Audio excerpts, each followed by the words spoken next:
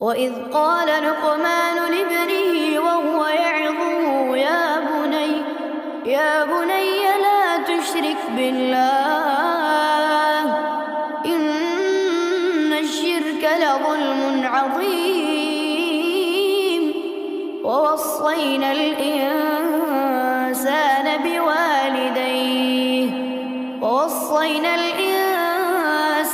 بوالديه حملته أمه وهنا على وهن وفصاله في عامين أن اشكر لي ولوالديك إلي المصير. وإن جاهداك على أن تشرك بي ما ليس لك به علم